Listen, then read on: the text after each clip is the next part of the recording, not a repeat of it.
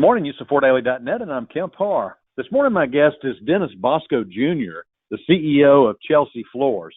Dennis, how you doing? I'm doing great. How are you? I'm good. We were together earlier this week in Dallas at the Fuse meeting, and you told a story about cyber attack and some ransom that you had to pay. I want the listeners to hear about that. We'll get to that in just a minute.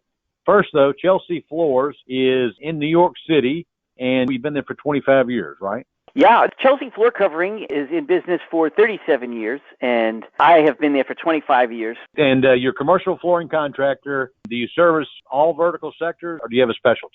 Lately, our specialty has been the healthcare sector. New York City has been a very challenging environment with the strict mandates and how heavy we got hit with COVID, Right. But we improved our processes, and we're looking forward to servicing the A&D community and workspace. We're ready and waiting to go. We've upgraded our showroom and are ready to invite people back to us and start specifying and really getting out there servicing our clients. So did you have a down year in 21 based on everything that was going on in New York? Yeah, 21 was a down year. I mean, we stayed strong in healthcare, but workspace and corporate declined quite a bit. It was very challenging. Right. We did have realtors that were white boxing spaces and stuff like that, but it was very difficult. All right, so I know in New York especially, most contractors there, they're union or non-union. Where do you fall on there? Well, we are subcontractors, so we will contract out work to union subcontractors, as well as we have non-union subcontractors to service other work that our clients require. You can do either way. Dennis, you're also on the Fuse board, aren't you? I was recently given the privilege and honor to be elected to the board. It's really an amazing group of people. All right, so let's get to this story. One of the most interesting things is the way you got attacked. Tell our listeners how they came in a side door to get you. Well, their infiltration point was actually an old file server that was not being used anymore, but not yet decommissioned. We had left it plugged into the network just in case. Unfortunately, that was our downfall. And one day you came to work and all your computers were locked up. Tell us what happened. Yeah, so I was on my way into the city. I was on the train and I got a phone call from, one of my people saying that they thought something was wrong. I logged in and I saw that every file had this Russian 15-digit file name with a suffix that ended in .Joely Velasquez. You said it was Russian, you think? The characters looked like that Russian language. I can't say for sure that it was Russian. You ended up getting an IT person involved. Tell us how that resolved. I got my IT company on the phone immediately, and they tunneled into the system, and they laid it out, and they said, yeah, you definitely hacked with ransomware. What happened was every time we clicked on a file, a window would come up, and it would tell us that we were required to pay 2.5 Bitcoin. At the time, Bitcoin was much, much less, but we had to pay 2.5 Bitcoin, or else our files would implode. However, if we complied, they would issue us a decryptor key, and everything would go away.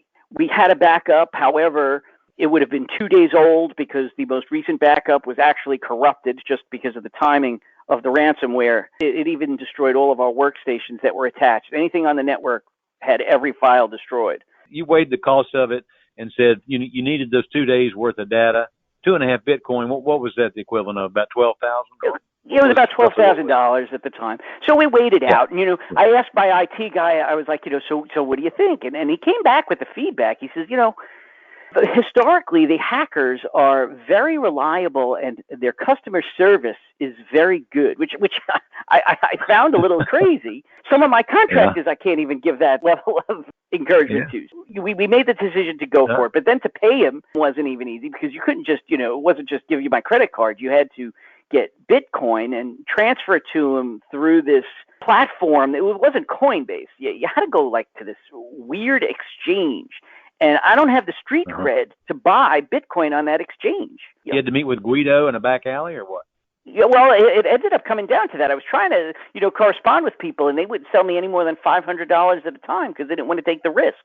So I poured through this, and somebody had a telephone number that I recognized was Jersey, of all places. I contacted Jersey Mike, and fortunately, he heard my story, and he decided to help me out, and I had to get cash, and I had a deposit in the bank. As soon as you do something like that, the bank manager came running out and he said, excuse me, what are you doing? And I said, well, I'm making a deposit. Are you buying Bitcoin? I was like, no, not at all. I had to get through all of that. We were able to get the Bitcoin, and then you have to transfer it to the hacker. It's incredibly scary. It pops into your 25-digit account. You don't have usernames. You have like this 25-digit number, and you need to program the platform to issue it to this other 25-digit number. My deadline was getting close, so I actually reached out to the hacker. I emailed him. I wrote a very simple, and I thought if I was polite, they might be nicer with me. I emailed, dear Mr. Velasquez, would you please consider an extension? I finally was able to procure the Bitcoin, but unfortunately it's taking too much time. And he responded very quickly. It was very good. I have to say he was available, and he answered my question.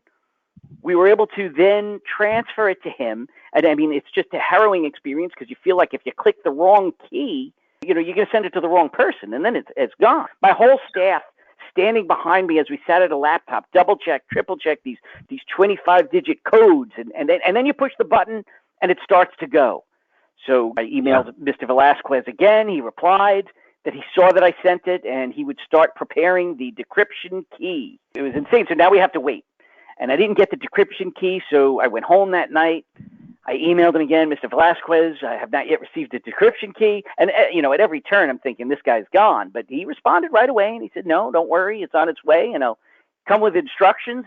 The following morning, most any staff member that was competent with computers and tech savvy, along with our RT support group, they came in and you had to plug the USB port into the computer and it ran this file. And it was honestly, magically, in about 4 hours, all of our files were restored. I mean, the one thing that was lost was my natural color hair and probably a couple of years of my life. But I don't know if you know, both Dixie and Tarkett and Mannington, all three last year had a similar thing happen. So I guess it's more prominent than we hear sometimes, isn't it? You know what? Absolutely. And I know that in the very beginning, you're embarrassed. You feel like you did something wrong. I mean, listen, that's under my domain and my control. And I felt like I failed everybody. I didn't have the proper safeguards in place. But when we were at the conference over the weekend, sharing stories with other dealers, it is really prominent. And some people were hit much harder than me and didn't have, I got off easy. What are you doing now to make sure it doesn't happen again? The call right before this was to my IT support group, who had said that we need to upgrade our endpoint software, our antivirus software, and I basically leave it up to them, and they're going to go through each workstation, and they're going to determine that all the ports are closed and then our computers have the proper services running in the background to prevent it. You basically have to invest in your network and hire competent people to prevent it. All right, Dennis, thanks for telling our listeners this story. Again, been talking to Dennis Bosco Jr., the CEO of Chelsea Floors in Manhattan, and you've been listening to Kemp Harr and FloorDaily.net.